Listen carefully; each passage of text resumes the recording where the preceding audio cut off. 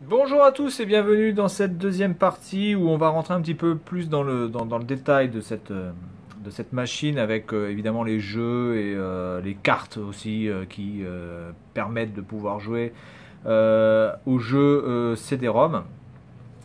Alors justement, on est justement dans le problème majeur de cette console qui certainement à l'époque devait avoir ses fans parce que au niveau, voilà, on va dire technologie, geek, ça devait être vraiment un truc de fou de pouvoir rajouter des trucs, de pouvoir mettre des extensions, etc.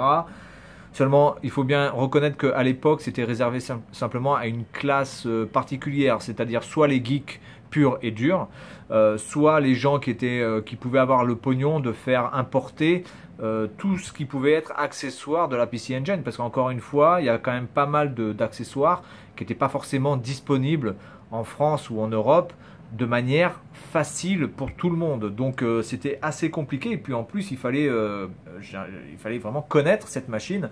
Donc acheter les magazines, etc. Ce qui maintenant, évidemment, n'est plus un problème, puisque vous cherchez sur Internet, en 2-3 secondes, vous avez vos informations. Mais il faut bien se remettre qu'à l'époque, c'est-à-dire fin des années 80, début des années 90, quand vous étiez en France et que vous aviez besoin d'une information sur la PC Engine pour pouvoir la faire fonctionner ou pouvoir faire fonctionner les jeux sur le CD-ROM 2, pour pouvoir avoir ces informations, il vous fallait peut-être des fois une semaine, un mois, voire des fois peut-être certainement pour trouver le bon magazine, pour avoir toutes les connexions possibles avec des joueurs, pour pouvoir voilà, se discuter entre vous et enfin entre eux d'ailleurs, pour pouvoir trouver la solution parce que on est dans un problème où quelqu'un qui achète la PC Engine et qui se dit bah tiens je vais dépenser quand même pas mal d'argent pour pouvoir mettre le CD-ROM parce que le CD-ROM c'est super, je vais pouvoir avoir des jeux plus beaux, etc. Et puis en plus j'ai pas besoin de jeter ma console. Bon c'est très bien, mais moi je pense à la personne qui tombe sur voilà, qui a envie d'acheter un jeu comme celui-ci par exemple. Eh bien il a sa PC Engine, il a ça. Et il fait peut-être importer des jeux, donc ce jeu-là, c'est certainement une importation en France. Hein, je pense pas que ce jeu-là soit sorti, je connais pas du tout. En plus, il n'y a même pas le jeu. Ah si, c'est là. Far East of Eden. Far East of Eden. Voilà, donc ça c'est le nom du jeu. Donc il se dit, eh ben, c'est cool, je prends mon CD-ROM qui est là, et puis je le mets là, et puis hop, j'allume la console, et puis c'est parti. Or, non, ce n'est pas parti du tout. Parce qu'il vous faut une carte pour ça. Donc voilà, donc il vous faut une carte. Et quelle carte il faut? Alors c'est vraiment un merdier, c'est juste incroyable. Aujourd'hui c'est assez facile parce que j'ai trouvé la solution en, allez, on va dire en une journée maximum, vraiment par rapport aux cartes et par rapport au jeu. En une journée maximum c'était torché et j'ai compris comment faire fonctionner tel jeu avec telle carte, etc. Mais il faut se replacer encore une fois dans la fin des années 80, début des années 90. Je veux dire, vous êtes, vous, dans votre bled, vous avez ça devant vous, ça ne fonctionne pas, vous allez voir qui. Parce que le revendeur NEC à côté de chez vous, c'est pas la peine. Si vous alliez à Darty, c'était pas la peine non plus. Voilà, même si vous alliez dans les jeux, voilà, il fallait vraiment avoir un vendeur de jeux vidéo qui était, mais extrêmement fort dans tout ce qui était machine, hein, parce que des vendeurs de jeux vidéo qui savaient les jeux sur Mega Drive et sur Super Nintendo, c'est pas un problème, mais dès qu'on devait attaquer la PC Engine, je pense que ça devait être déjà beaucoup plus difficile pour certains vendeurs. Bref. Alors, nous allons déjà commencer par les jeux classiques qui existent sur cette console, c'est-à-dire les jeux cartouches. Voilà, les jeux cartouches. Alors, je vais déjà vous montrer une cartouche pas démontée, mais presque, parce qu'en fait, celle-ci, elle marche plus. Donc, je me suis amusé à la démonter, mais en fait, vous n'avez pas grand-chose à démonter, parce que toute la partie jeu, en fait, est ici. Ici, vous n'avez rien. Il n'y a absolument aucune partie électronique dans cette partie-là, sauf pour d'autres cartes que je vais vous montrer tout à l'heure. Mais pour les cartes de jeu, on va dire classiques comme celle-ci, vous n'avez absolument aucune électronique ici. Toute l'électronique est là, comme vous pouvez le voir. Donc vous avez ici donc les deux puces qui sont recouvertes de la résine, voilà, qui sont recouvertes de résine avec, là je sais pas, je sais absolument pas, je connais rien en électronique, mais enfin vous pouvez voir que c'est quand même pas d'une voilà, c'est pas quand même d'un compliqué extrême. Et c'est juste collé en plus, hein. Il n'y a pas de vis. De toute façon, les vis, c'était pas possible de mettre des vis là-dessus parce que c'est beaucoup trop fin. Donc du coup, la vis serait beaucoup plus fragilisé l'ensemble, je pense. Voilà, donc en fait, c'est très simple, hein. Vous avez juste ça. Globalement, si vous avez juste ça, vous le mettez dans la machine, ça peut fonctionner, hein. Genre, il n'y a pas de... Ça peut fonctionner, hein. Vous n'avez pas besoin de ça. Ça vous sert uniquement à voir quel type de jeu vous avez. Voilà, donc voilà à quoi ça ressemble. Donc ce jeu est mort, hein. Il n'a jamais fonctionné. D'ailleurs, c'est assez fragile, je trouve, ces cartouches, parce que là, ce jeu ne marche pas, et j'ai une carte de RAM, enfin une carte de ROM qui permet de sauvegarder aussi, qui ne marchait pas, que j'ai jetée d'ailleurs aussi, parce qu'elle était complètement morte, qui ne marchait pas non plus. Donc je trouve quand même que pour des cartouches, c'est pas super solide par rapport par exemple au Super NES ou au Mega Drive, où j'ai des jeux qui datent vraiment de... Tous les jeux que j'ai fonctionnent sans aucun problème. Voilà, donc voilà le type de jeu qu'on peut avoir. Donc celle-ci, elle n'a pas de boîte, mais je vais vous montrer des jeux avec leur boîte entière, hein, sans aucun problème. Alors on va commencer par celui-ci, là, F1 Circus. Alors qui est un jeu, voilà, de Formule 1, qui est assez complet, hein, qui est assez technique, où il y a pas mal de petits paramètres à mettre, voilà, que vous pouvez gérer. Par contre, moi, tous les jeux que j'ai sont en japonais. Donc c'est un peu la galère. Voilà, donc cette carte est vraiment, elle, dans un état nickel chrome. Nickel chrome. On pouvait même mettre le nom de la personne. C'est ma carte à moi. Voilà, donc ce jeu est plutôt sympa. Voilà, c'est pas non plus le jeu de l'année, mais il est assez bien développé pour de la Formule 1. Hein. Je dirais pas non plus que c'est de la simulation, mais voilà, c'est plus simulation qu'arcade quand même. Voilà, donc ensuite ici vous avez voilà, le fameux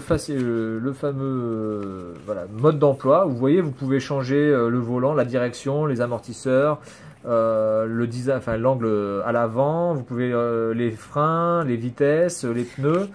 Donc non, ouais, il y a quand même pas mal de choses qui sont bien faites, bien fiettes, bien sûr, elles sont fiettes. Voilà, donc il y a tous les circuits de l'époque. Il y a même la France. Et oui, pour ceux qui sont nés après les années 2000 ou un peu avant les années 2000, et oui, il y avait des circuits. Il y avait de la Formule 1 en France, à Magny-Cours, très très beau circuit. Ça fait vraiment de la peine de voir qu'on n'a plus rien, quoi. Je veux dire, vous avez des grands prix de Formule 1 en Espagne, mais vous n'en avez pas en France. Voilà, on a totalement délaissé la Formule 1. Je pense qu'on avait aussi un projet de faire un circuit à Versailles ou faire un circuit aussi peut-être à Euro Disney. On n'a pas eu de... Voilà, il n'y a pas eu de suite à ça, tant pis.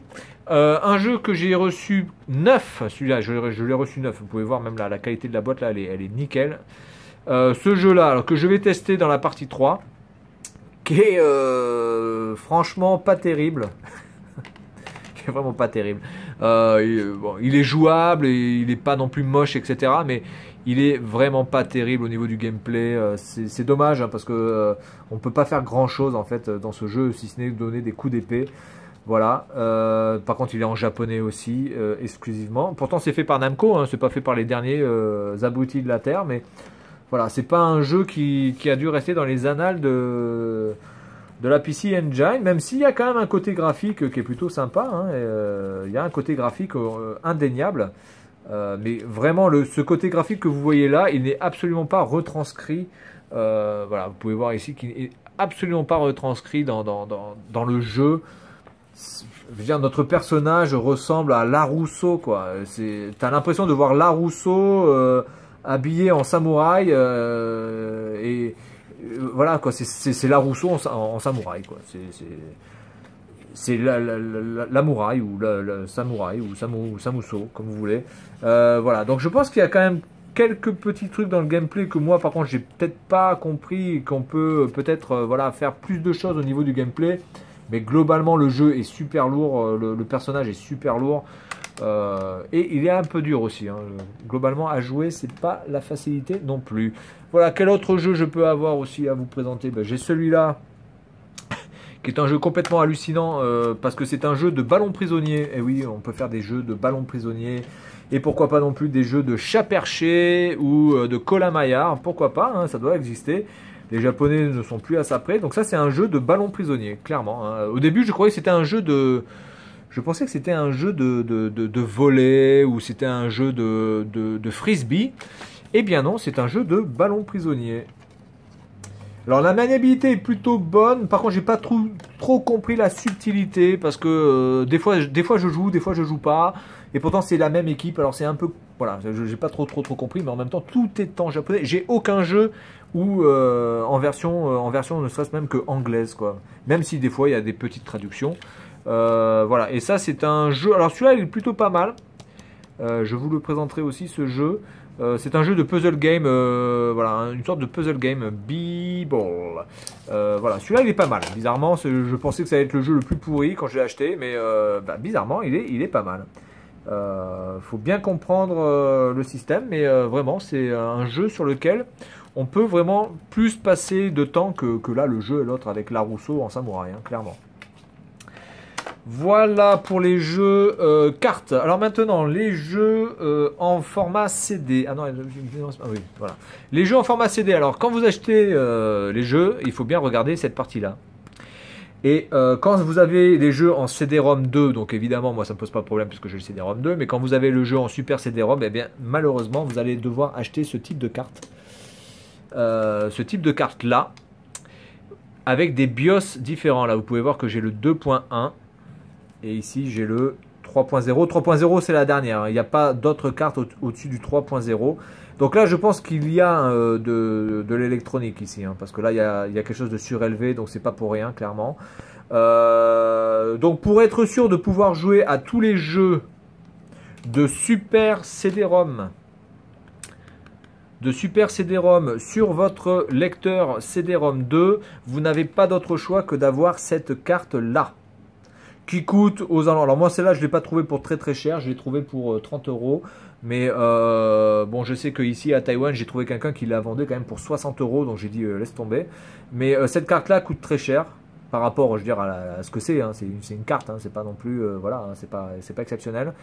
Donc voilà, donc si vous voulez jouer à tous les jeux, vous n'avez pas d'autre choix que d'avoir cette carte-là en version 3.0. Attention, je parle pour les jeux qui sont compatibles avec le CD-ROM 2 en Super System, hein, c'est-à-dire en Super CD-ROM. Maintenant, si vous avez la version arcade, parce qu'il y a aussi les trucs en arcade avec la version vraiment maximum de la PC Engine, cette carte ne vous sert à rien, vous êtes obligé voilà, d'avoir la carte arcade. Et donc ça, voilà. Et si vous avez la carte arcade et que vous n'avez que le CD-ROM 2, vous ne pourrez pas jouer de toute façon. C'est impossible. Pour jouer après aux jeux qui sont simplement en CD-ROM 2, voilà, qui sont simplement CD-ROM 2 et pas Super CD-ROM, vous allez avoir besoin de cette carte en 2.1. Voilà, en 2.1, vous pouvez jouer au jeu CD-ROM 2 sur un CD-ROM 2. Voilà, ça paraît logique. Hein. Mais il est clair que si vous n'avez aucune carte et que vous avez simplement les jeux, même si vous avez des jeux en CD-ROM 2, vous ne pourrez pas jouer. Vous avez besoin de cette carte-là. Et si vous voulez vraiment être peinard, le mieux c'est d'avoir cette carte-là. Voilà. Mais encore une fois, il faut compter au minimum, je pense, entre 40 et 50 € pour en trouver une. Celle-là, elle n'est pas neuve. Hein. Elle ressemble à une neuve, hein, mais elle n'est pas neuve, elle n'était pas dans sa boîte. Mais elle est vraiment dans un très bel état. Donc, voilà. Et ça a l'air d'être assez fragile aussi, hein, honnêtement. Je ne serais pas, voilà, hein. Je serais pas très confiant sur protéger les biens. Voilà, donc après les jeux Super CD-ROM, c'est tout simple. Vous avez des versions coffret ou des versions simplement CD, voilà, comme ça.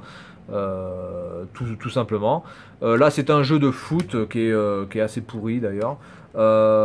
Avec des beaux faciles. Par contre, les manuels sont vraiment bien faits. Et le manuel de celui-là, voilà, le manuel d'utilisation de celui-là est vraiment super beau. Donc ça, c'est un RPG. C'est un RPG, donc bon, j'y joue pas hein, parce que ça m'ennuie. Mais vraiment, le manuel est super joli, tout en couleur. Vraiment, c'est un plaisir à regarder. Rien que pour ça, vraiment, je pourrais passer du temps à regarder ça déjà. Vraiment, c'est très beau. Rien à dire. Là, on dirait la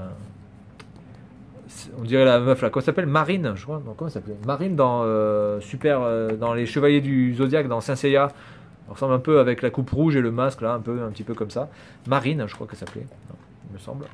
Voilà, et donc ça c'est une version un peu plus collector hein, de celui-ci. Je sais pas s'il n'y avait pas un deuxième CD du coup. Je me demande s'il manque pas un CD. Il n'y a pas le nombre de CD là-dessus.